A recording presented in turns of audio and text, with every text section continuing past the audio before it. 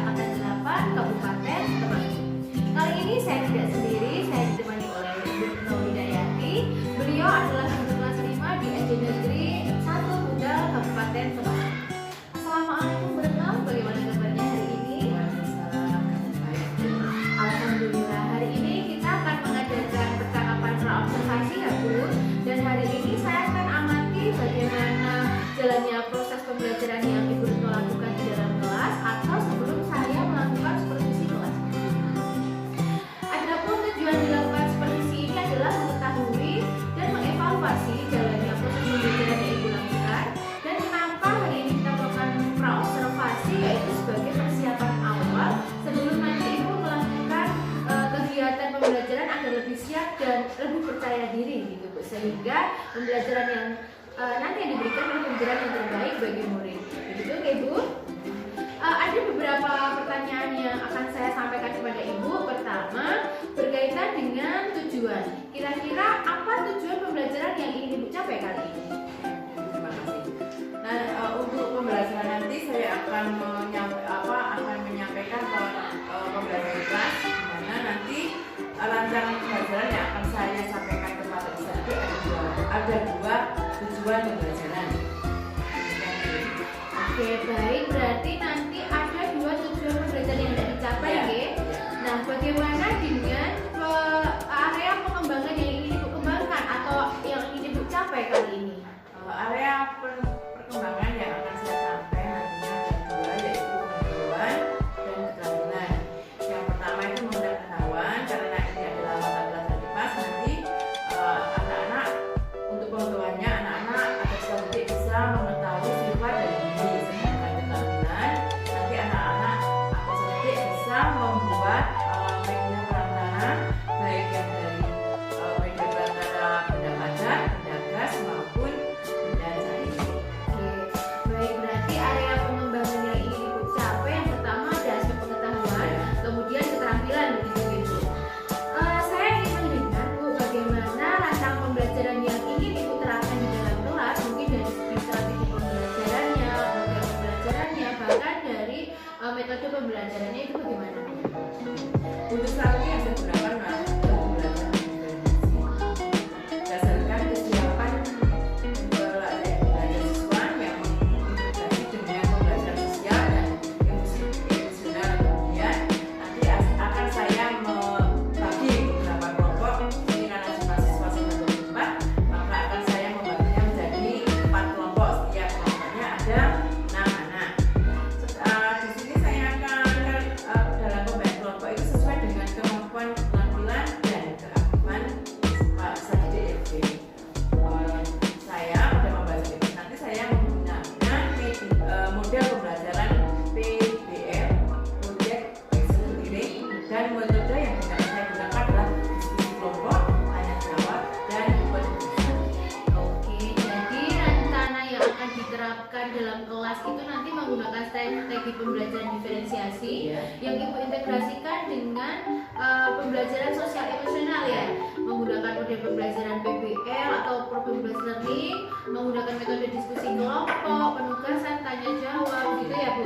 Ya. Oke, lalu bagaimana dengan media pembelajaran yang akan Ibu gunakan nanti di dalam kelas? Supaya nanti tujuan belajar tercapai, saya akan menggunakan media pembelajaran konkret ya.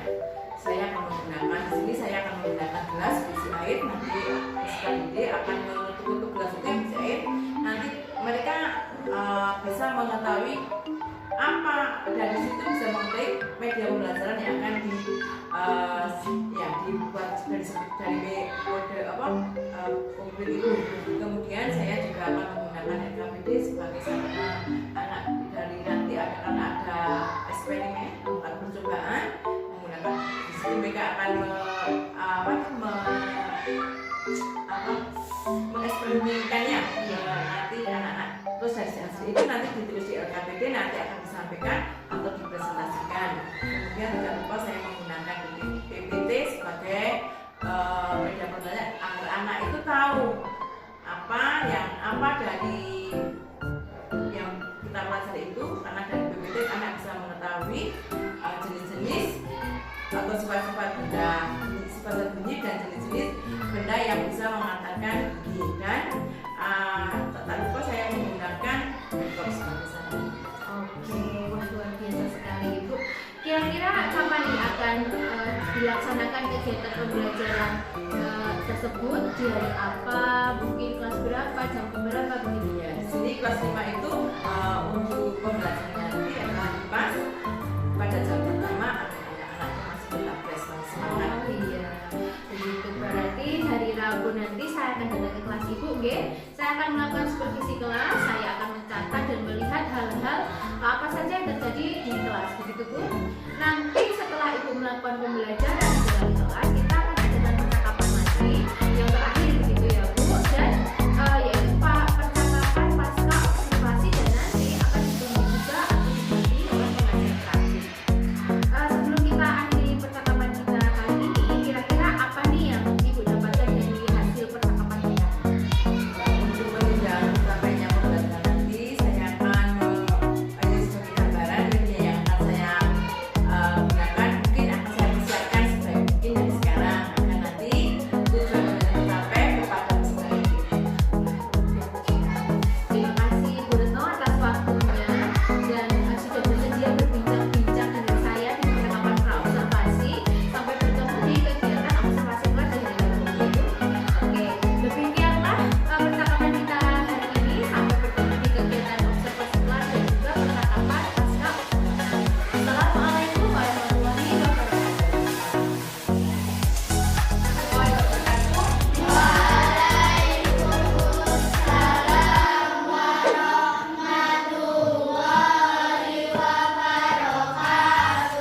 Selamat pagi anak-anak. Sehat semuanya? Nah, kita akan mulai pembelajaran. Sebelum kita mulai pembelajaran, kita berdoa dulu. Siapa hari ini yang memimpin doa?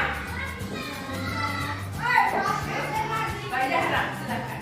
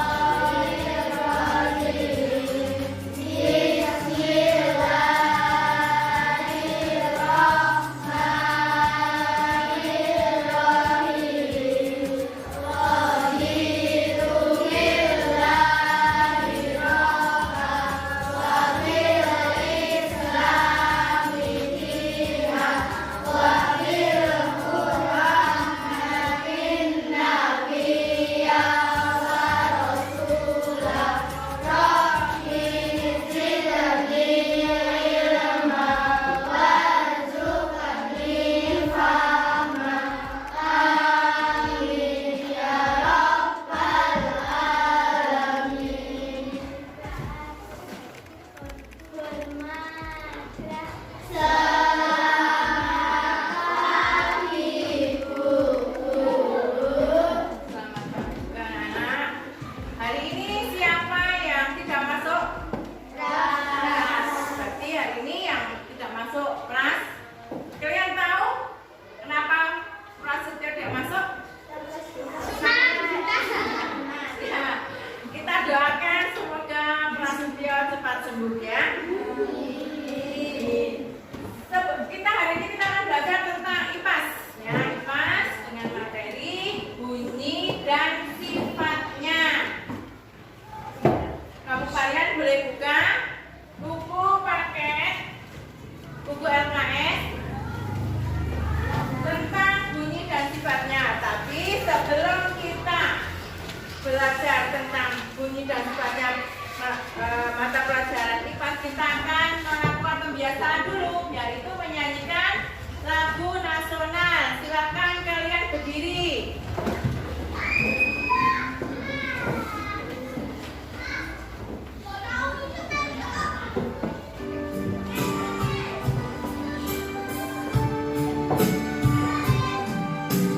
Satu bangsa, satu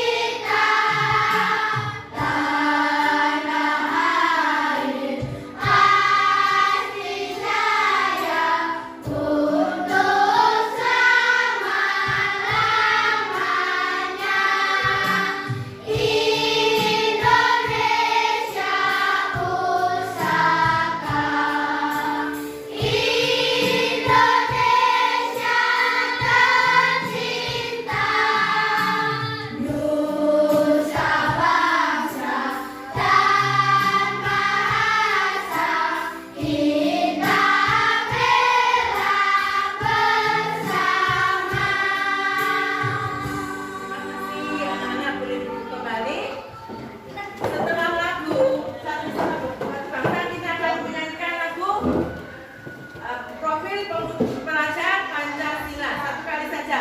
1, 2, 3. Pelajar Pancasila beriman dan bertakwa pada Tuhan Yang Esa dan berakhlak mulia, berkebinekaan global, gotong royong mandiri, kreatif dan bernalar kritis. Terima kasih. Semoga dengan kita menyajikan profil pelajar Pancasila kita bisa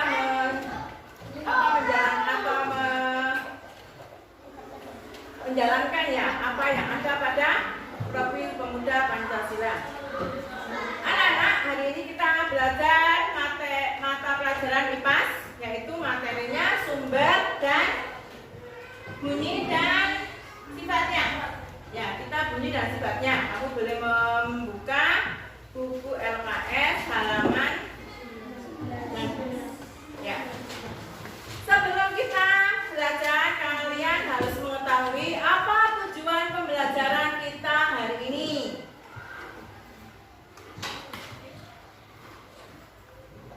Ya, tujuan pembelajaran kali ini pada materi bunyi dan sifatnya. 1.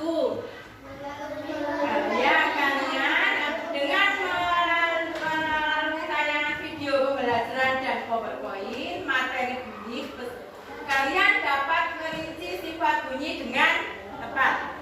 Yang kedua, melalui percobaan peserta dapat mengetahui sifat bunyi dengan tepat. Itulah tujuan pembelajaran yang akan kita capai hari ini. Coba sekarang kita mau melakukan ini. Apa yang kamu dengar? Ya, apa? Suara. Suara. Suara berarti masuk bunyi. Ya, kita akan belajar tentang bunyi dan sifatnya. Siapa yang sudah tahu atau sudah mengetahui apa sifat-sifat dari bunyi itu? Atau apa? Merambat ke segala arah, bunyi dapat dipantulkan, bunyi dapat dibiaskan, bunyi termasuk gelombang lunak didengar. Nah, kita akan belajar tentang itu, sifat dari bunyi. Coba, apa saja sifat dari bunyi itu? Nah, tapi sebelumnya kita lihat ini. Apa? Gambar apa? Radio. Radio. Pernah kalian melihat radio? Radio itu mengeluarkan apa? Suara atau bunyi. Tadi Mbak Fafa sudah menerangkan sifat-sifat dari bunyi. Ya, sekarang Dito dan kamu sudah melihat video ini gambar tentang radio. Radio menghasilkan bunyi. Sekarang kita lihat.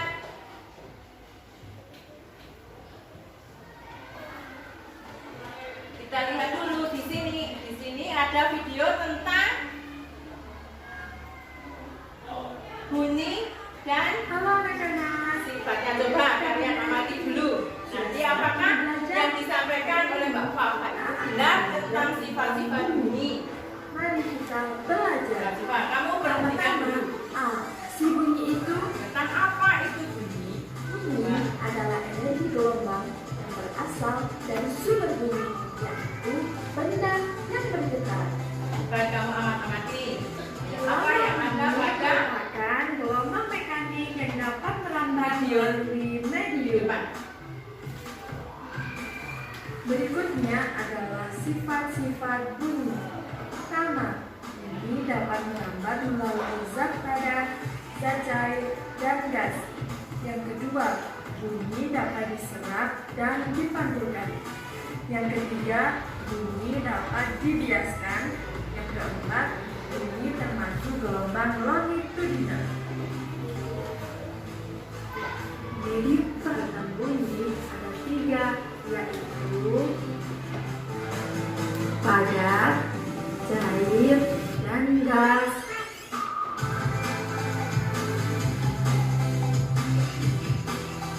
Contoh dari zat padat adalah dengan permainan telepon kaleng.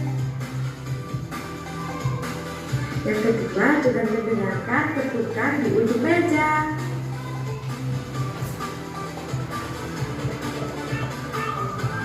Contoh dari zat cair yaitu dengan mendengarkan air melalui corong yang barunya dipukul menggunakan batu. Dari zat gas adalah melalui bunyi lonceng atau dengan berbicara dengan teman. Berikutnya adalah jenis-jenis bunyi pantul. Yang pertama yaitu bunyi pantul yang berkeluar bunyi asli. Biasanya terjadi pada keadaan antara sumber bunyi dan dinding pantul jaraknya tidak begitu jauh, misalnya kurang dari 10 meter. Halo, apakah ada orang di sini? Halo, apakah ada orang di sini? Yang kedua adalah yaw, yaitu bunyi pantul yang terdengar kurang jelas atau tidak sejelas bunyi aslinya. Yaw terjadi karena bunyi pantul bercampur dengan bunyi asli. Naida, kamu di mana? Naida, kamu di mana? Naida, kamu di mana? Yang ketiga adalah gema, yaitu bunyi pantul yang terdengar setelah bunyi asli. Gema terdengar jelas seperti bunyi aslinya. Sifat bunyi yang ketiga yaitu bunyi dapat dibiaskan. Contohnya adalah fenomena petir yang terdengar keras pada malam hari karena suhu udara bawah lebih dingin daripada suhu udara atas. Sifat bunyi yang keempat yaitu bunyi termasuk gelombang longitudinal, yaitu gelombang yang arah lambatannya sejajar atau sama dengan arah getarnya. Jika arah getar bunyi ke kanan, maka gelombang bunyi juga akan merambat ke kanan. Sumber bunyi adalah semua benda atau alat yang dapat menghasilkan bunyi.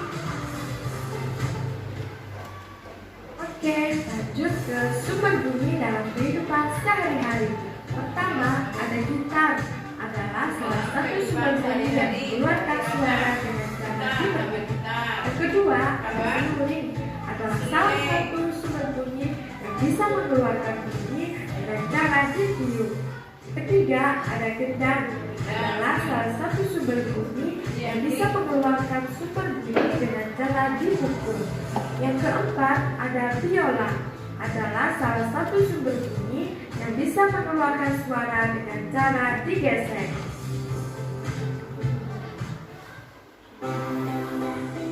Sekian penyampaian materi tentang bunyi dan terima kasih sudah menyimak video ini. Sampai bertemu kembali. Dadah. Bagaimana tadi? Apakah videonya menarik? Kalau kamu tadi amati videonya itu mengenai apa?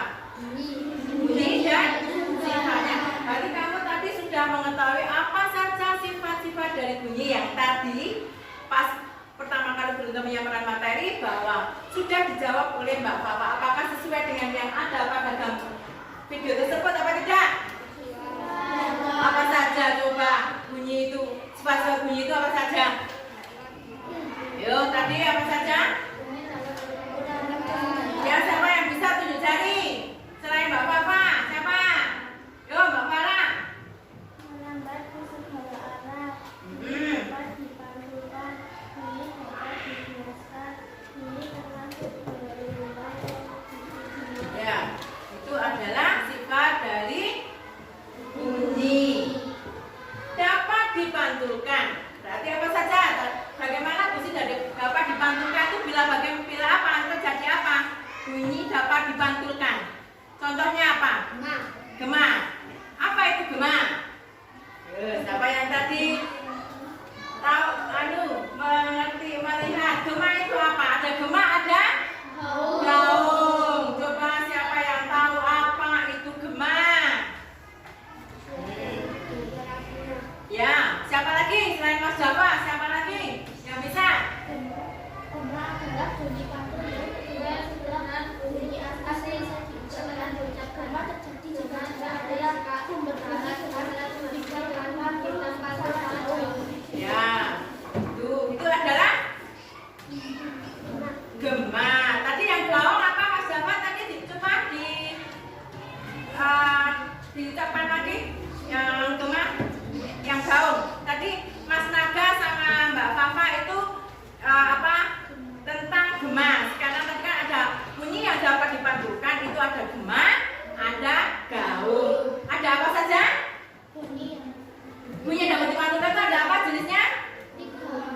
padat, gema, gaul, dan bunyi pantul yang belum berjalan bunyi asli. ya maksudnya itu tadi kan ada gema ada gaung ya. Gema sudah disebutkan oleh Mbak Fafa dan Mas Naka. Sekarang yang gaung tadi apa? Mas Java tadi apa? Ayo, siapa yang bisa lagi? Mbak Fafa sudah, siapa lagi? Mbak Farah sudah, siapa lagi? Tidak jelas dengan suaranya. Apa? Bunyi tidak jelas Tidak. karena suaranya. Ya, siapa lagi sini? Apa Mbak Alfi? Adalah bunyi pantul yang dengan sebagian bersamaan dengan bunyi aslinya, sehingga bunyi asli menjadi tidak jelas. Gaung biasa terjadi di ruangan yang tertutup atau jarak antara sumber bunyi dan dinding pantul dekat, misalnya dalam gedung pertunjukan, bioskop, atau studio rekaman. Itu tadi. Contohnya tadi yang memanggil Naila, Naila. Itu namanya gaung pembunga. Gaung yang bunyinya bersama yang setelah suara asli itu yang gaung, yang gema apa? Bersamaan dengan suara aslinya ya kan tadi?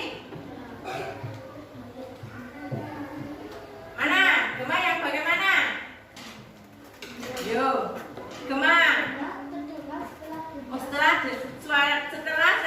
suara asli, berarti yang gaung bersamaan dengan suara asli. Itu yang gema dan gaung. Terus tadi ada bunyi itu merambat melalui apa saja? Zat padat, zat cair, ya zat padat, zat cair, dan zat gas. Kalau zat padat berarti apa? Contohnya tadi telepon kaleng. Coba telepon kaleng. Nah ini bunyi merambat melalui benda padat. Ini telepon kaleng. Siapa yang mau? Coba ini.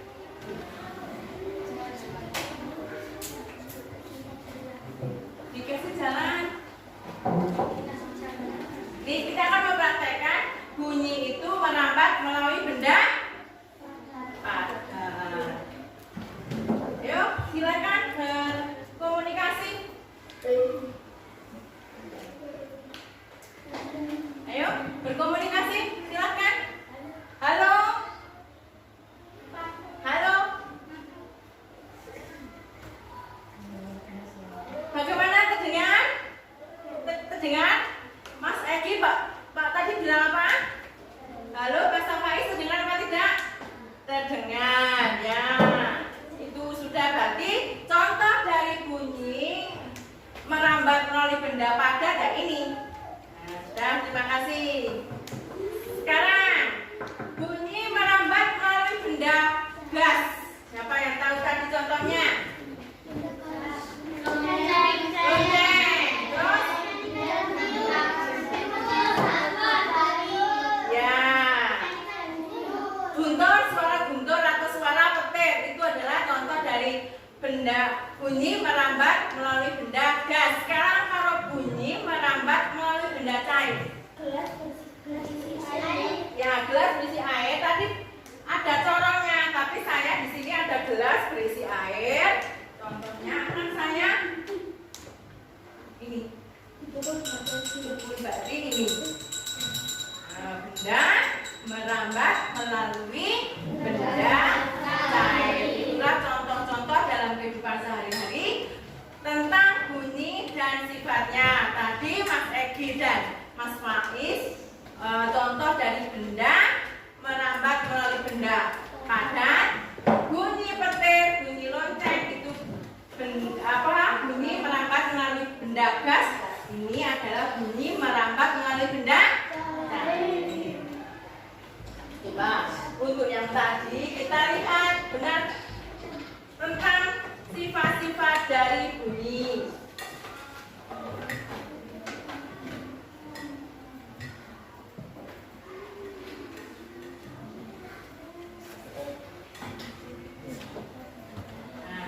berarti tadi perambatan bunyi melalui benda padat, benda gas, dan benda cair. Sudah kalian ketahui toh? Apa saja contoh bunyi melalui benda padat sudah ditampilkan oleh Mas Faiz. Benda cair melalui gelas yang diisi air, dan benda gas melalui suara petir dan misalnya bunyi lonceng. Ini.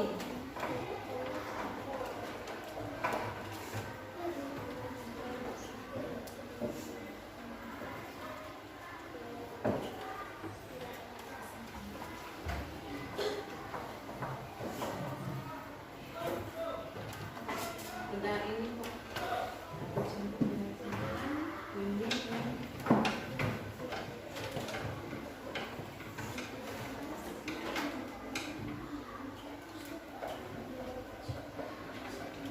Nah, sifat-sifat dari bunyi tadi sudah kita pelajari. Sifat-sifat dari bunyi tadi seperti itu bisa kalian perhatikan, ya kan? Itu yang kita bicarakan tentang sifat-sifat bunyi itu. Bunyi merambat ke segala arah, berarti ke seluruh penjuru. Bunyi dapat dibantukan. Tadi ada apa? Gema. Sekarang bunyi dapat dibiaskan dan bunyi merambat melalui gelombang longitudinal. Siapa tahu apa itu gelombang longitudinal? Nah, siapa? Nggak tahu.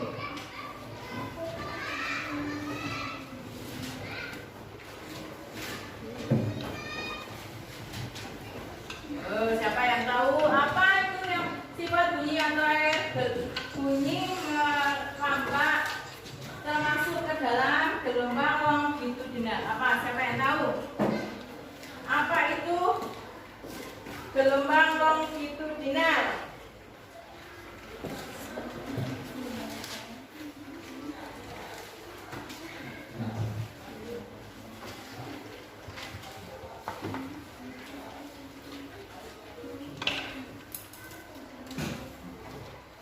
Apa Bapak-bapak tahu? Apa gelombang longitudinal itu?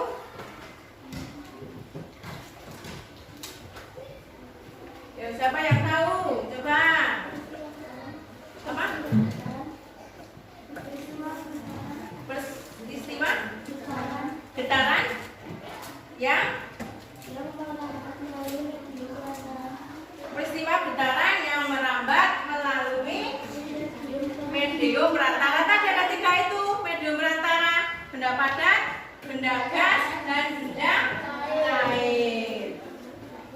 Nah, berarti kamu sudah tahu toh sifat-sifat dari bunyi. Apa coba? Kita ulangi lagi sifat-sifat dari bunyi.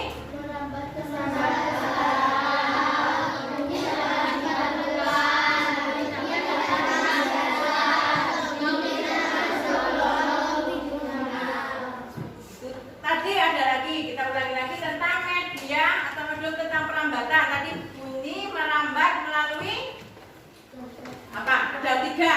Apa saja tadi coba? Benda padat, benda cair, dan benda gas. Ini medium perambatan bunyi antara lain benda padat, benda cair, dan benda gas. Tadi kita contohnya seperti ini. Contohnya.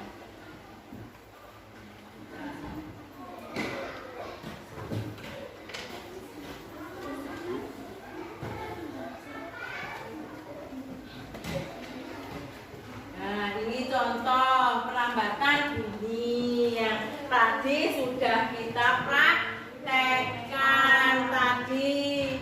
Mas siapa itu?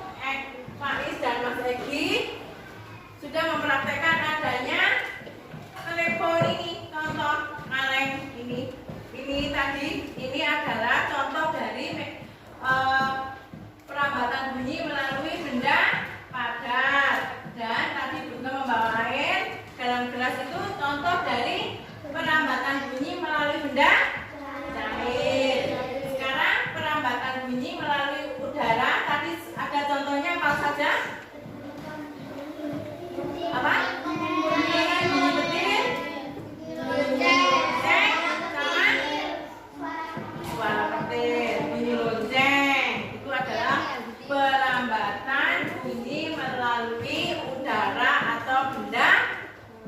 Benda apa? Udara itu masuk benda? Benda gas.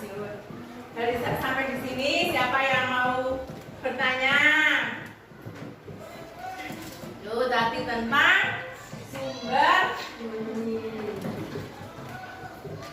Yuk, siapa yang mau bertanya? Adakah yang ingin bertanya?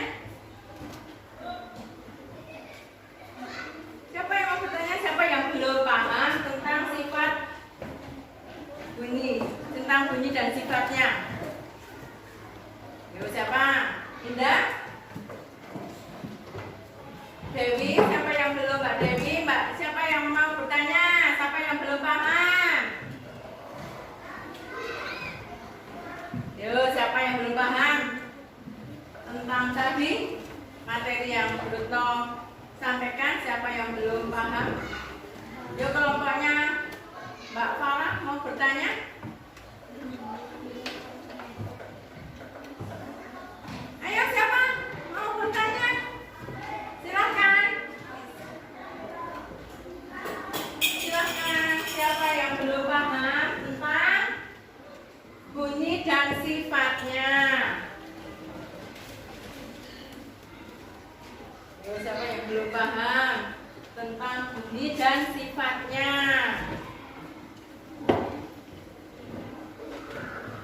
Tadi untuk alat musik yang saya tayangkan di video, apa saja yang ada pada video tersebut tentang alat musik yang ditampilkan tadi apa saja? Kendang, kendang. Ya, kendang itu bagaimana kendang bisa berbunyi?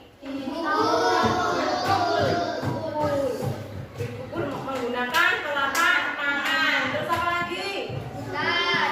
Apa? Suling. Sebentar. Kendang ditepuk menggunakan telapak tangan. Berarti mediumnya apa? Benda apa? Benda padat. Kendang. Tadi ada apa lagi? Selain kendang?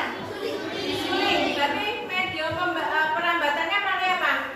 Gas. Nah, kalau suling tidak ditiup berbunyi enggak? Nah, ini tadi ini juga sama dengan suling. Tadi benda-benda yang benda alat musik yang menggunakan perambatan media perambatannya udara. Siapa yang mau mencoba? Ya, coba ini alat musik yang menggunakan media perambatannya menggunakan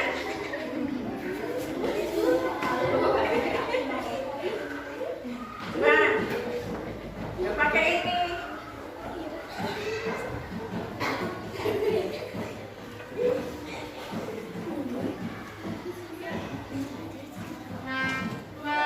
Ini Mas Pak, sini Mas sini. Nah, tadi ini. Nah, berarti ini alat musik. Ada ke sana.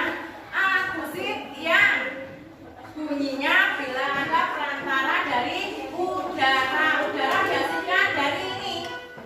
Mulut. Coba. Nah, coba kalau kamu nggak ditiup, berarti kan tidak ada udaranya. Nah, pas saat ditiup, ini udaranya akan masuk ke dalam lalu ini, terus menghasilkan bunyi.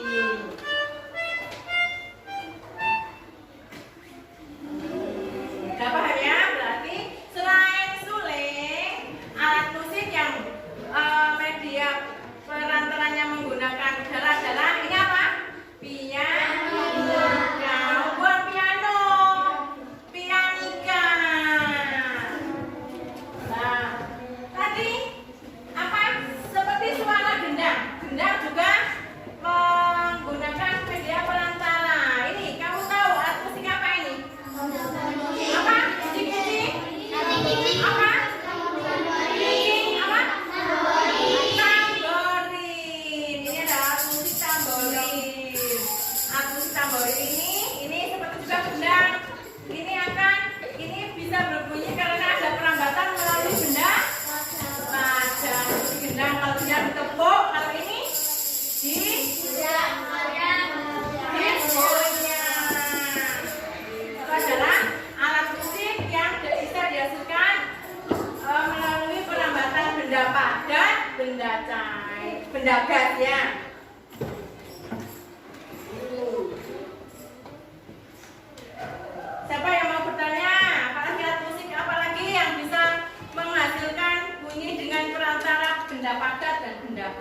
Gitar, ya tadi gitar. Gitar tidak akan berbunyi bila tidak dipetik. Berarti yang punya itu kan ada getaran dari apa? Hah? Yang ya senar itu akan bila dipetik akan menghasilkan bunyi.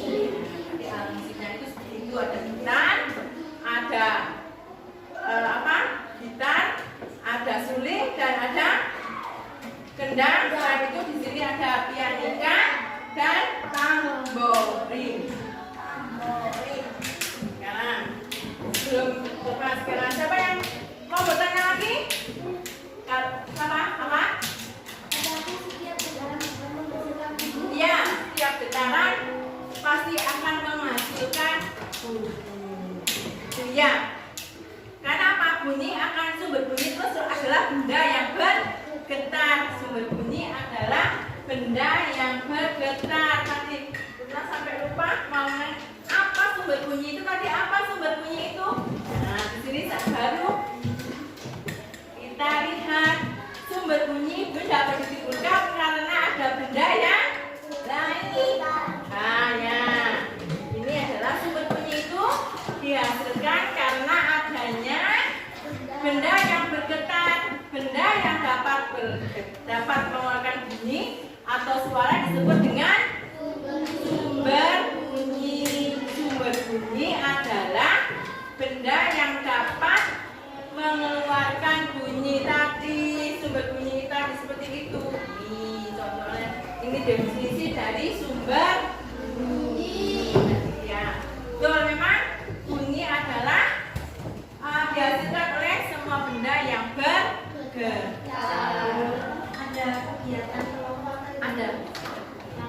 Langsung deh. Nah, sebelum kita ke pembagian KKPD, kita break sedikit dulu.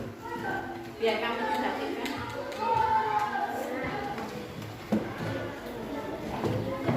Yuk, kamu berdiri. 3, 2, 1, Sabina.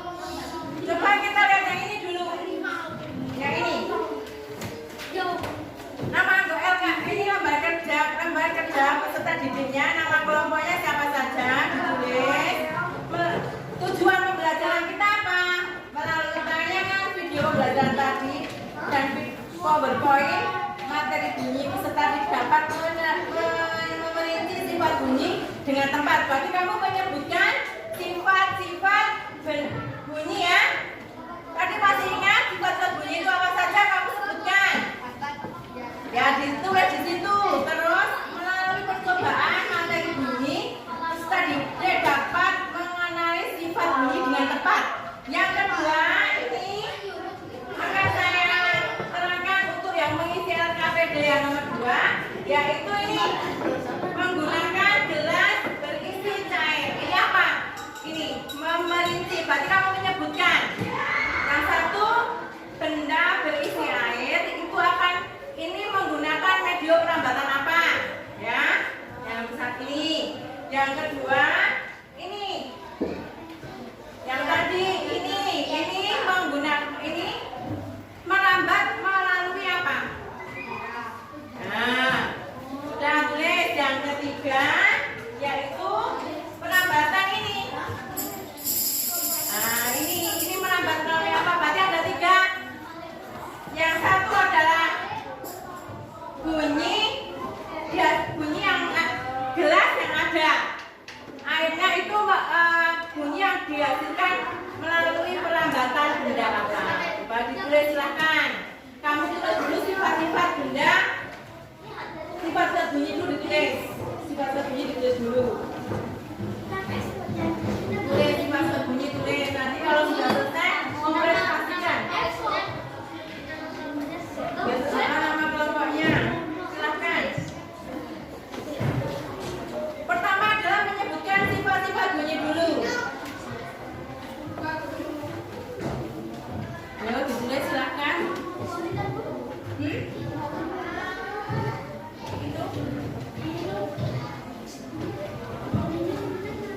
Di situ ditulis dong sifat-sifat benda.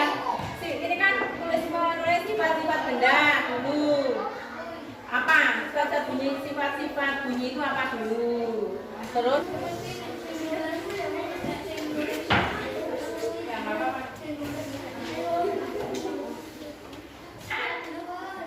sesuai ada yang mau menambahi? Kalau tidak ada, nanti kalau sesuai kita beri tepuk tangan. Dengan membagikan soal evaluasi, silakan kerjakan. Soal evaluasi setelah kita belajar tentang bunyi dan sifatnya, bagaimana perasaan kalian hari ini dalam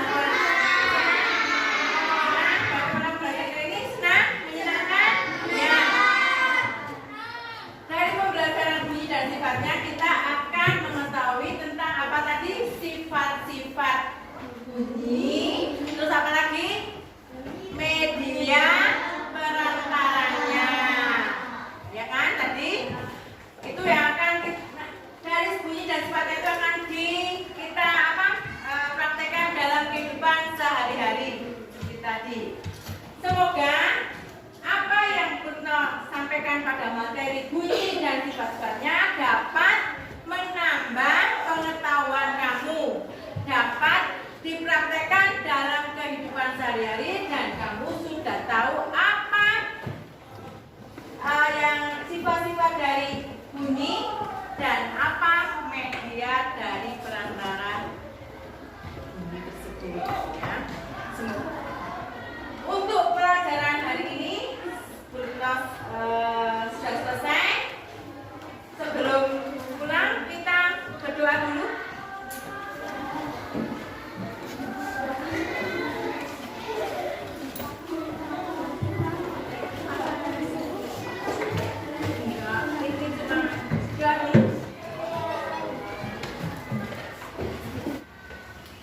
Assalamualaikum warahmatullahi wabarakatuh. Berjumpa kembali di percakapan pasca observasi bersama saya Dewi Puspitasari, CGP Angkatan 8 Kabupaten Temanggung. Saya masih ditemani dengan Bu Retno Widayati sebagai guru kelas yang telah saya observasi pada kegiatan supervisi akademik. Saya pun ditemani oleh Ibu Tri Astuti yang biasa dipanggil Ibu TPA. Beliau adalah pengajar praktik pada pendidikan guru penggerak Angkatan 8. Assalamualaikum Bu TPA, Assalamualaikum Bu Retno. Bagaimana kabarnya hari ini? Alhamdulillah. Alhamdulillah.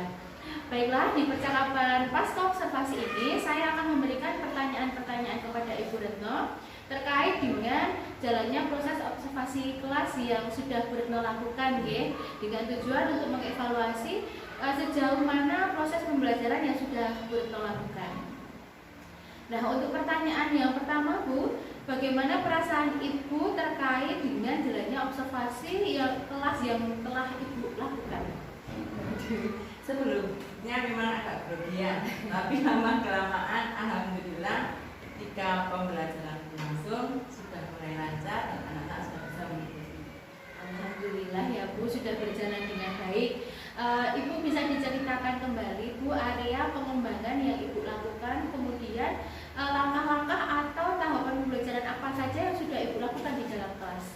Kalau tahapan tentunya membuat rencana pembelajaran yang jadi rancangan atau rencana pembelajaran itu kemudian saya menjadi area pengembangan keterampilan dan pengembangan pengetahuan. Nah, kalau pengembangan pengetahuan saya tujuan untuk anak-anak peserta didik bisa mengetahui atau menganalisis tentang ciri sifat-sifat dari bunyi, sedangkan untuk keterampilannya peserta didik bisa membuat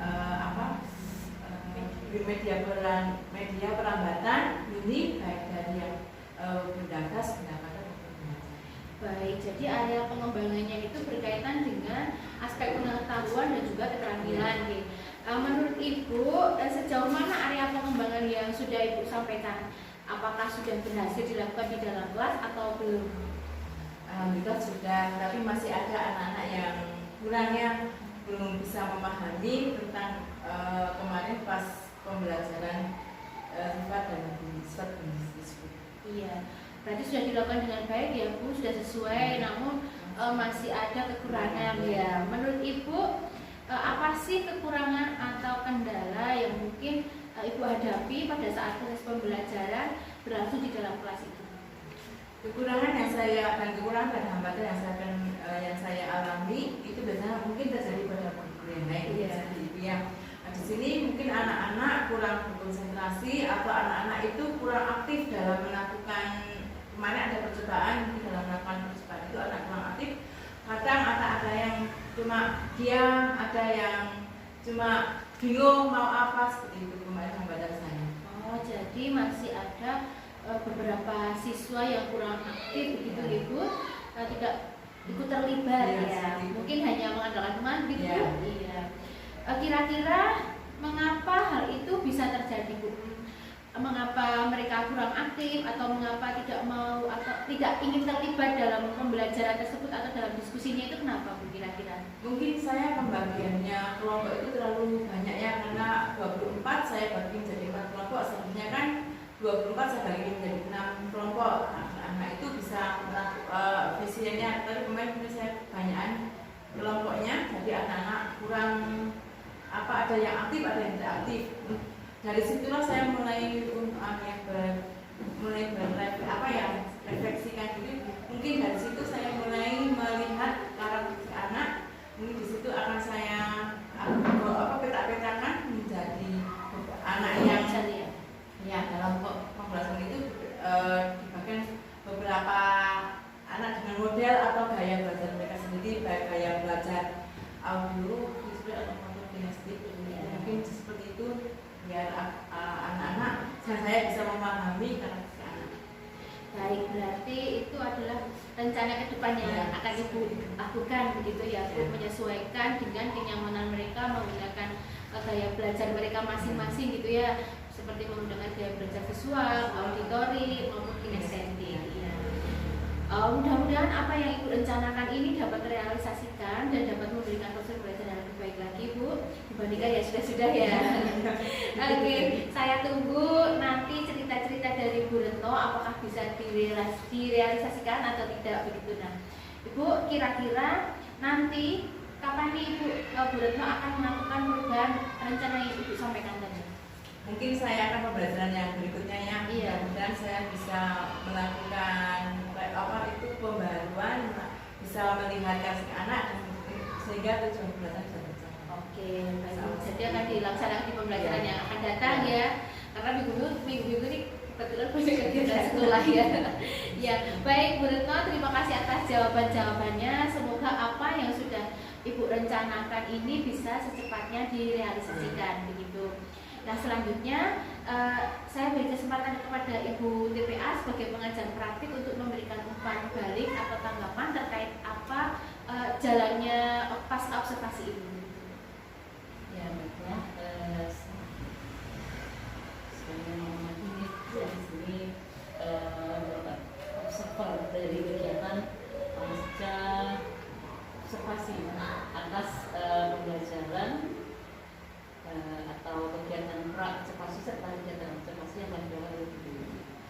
Di dalam kegiatan pasca ini tadi sudah disampaikan beberapa setelahnya Bu Dewi meminta Bu Retno untuk melakukan refleksi terhadap pembelajaran yang terjadi. Kemudian tadi juga menanyakan apa yang sudah menjadi capaian, tercapainya bagaimana, kemudian yang diinginkan apa juga yang diindikasikan. Perlu diketahui bahwa dalam coaching ini ada 3 prinsip yang harus dipenuhi, ada kemitraan, kemudian ada proses kreatif, dan ada memaksimalkan potensi. Nah, di situ yang poin pertama kemitraan. Jadi sudah menjalin kemitraan, ibaratnya itu setara. Kedudukan dalam coaching itu antara coach dan coachee jelas setara. Jadi ada yang namanya lebih pintar, yang lebih bisa, lebih pintar, lebih kreatif, jadi setara. Jadi enak, sama-sama enak. Kemudian istilahnya kan di sini juga Bu Dewi tidak menggurui, misalnya. Karena di sini tujuan coaching adalah menggali potensi dari cara coaching. Jadi di sini kenapa Bu Dewi bertanya terus, karena memang ingin menggali terus potensi yang ada pada diri Bu Retno. Jadi tidak memberikan solusi-solusi atau clue seperti itu ya. Nah, kemudian untuk proses kreatifnya percakapannya sudah 2 arah, ya, sudah 2 arah. Jadi 2 arah. Dan di sini juga Bu Retno responsifnya, yang responsif. Kemudian di satu sisi Bu Dewi juga sudah memberikan istilahnya merangkum atau mengulang apa yang disampaikan Bu Retno, mendengarkan, dihadir sepenuhnya. Kemudian pertanyaan yang sudah dibuat ini adalah istilahnya berkemampuan untuk menggali ide-ide yang ada di Bu Retno terkait dengan pengembangan yang ini dilakukan. Kemudian memaksimalkan potensi yang dikait. Jadi percakapan ini itu menghasilkan hal yang nyata, yang konkret. Apa sih yang akan dilakukan setelah ini? Nah, jadi seperti tadi mungkin karena ditemui dalam hal ini aktifan siswa yang dirasa masih kurang. Dan kemudian betul juga menyampaikan tidak lanjutnya apa nih, seperti itu. Jadi setelah itu juga Retno menyampaikan timeline untuk melakukan tidak lanjut itu di pembelajaran berikutnya. Saya kira itu sudah memenuhi prinsip coaching ya. Ada 3 itu. Kemudian mungkin bisa ditambahkan selain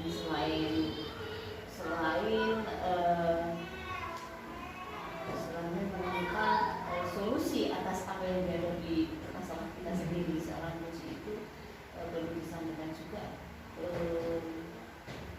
yang sih meningkatkan kompetensi diri, bisa dengan pengembangan diri. Nah, itu bisa dilakukan dengan workshop atau apa yang bisa juga disampaikan juga dalam pertemuan ini. Tapi secara keseluruhan sudah cukup menggali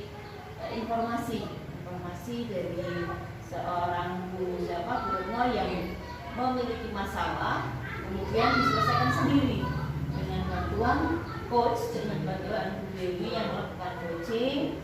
Caranya dengan pertanyaan-pertanyaan yang dilontarkan itu kan istilahnya Bu Retno menemukan sendiri akhirnya apa yang mau dilakukan kan menemukan sendiri. Jadi itulah fungsi coaching seperti itu. Jadi mencoba menyelesaikan masalah seorang coaching dengan caranya. Jadi menggali informasi apa sih ide-ide yang ada di benak coaching yang bisa menyelesaikan masalah. Kalau Bu Dewi nanti memberikan clue atau memberikan solusi-solusi, nanti bukan lagi seorang coach tapi seorang mentor. Jadi mentor itu memberikan solusi atas ide, memberikan pengalamannya. Kalau saya dulu seperti ini, nah itu sudah bukan coaching. Dan kalau pokoknya bertanya terus sampai akhirnya menemukan sesuatu yang bisa menyelesaikan apa yang menjadi masalah. Saya kira dari saya seperti itu, Dewi. Baik, Ibu, terima kasih atas tanggapannya. Umpan baliknya terkait dengan kegiatan praobservasi pasca observasi kita hari ini.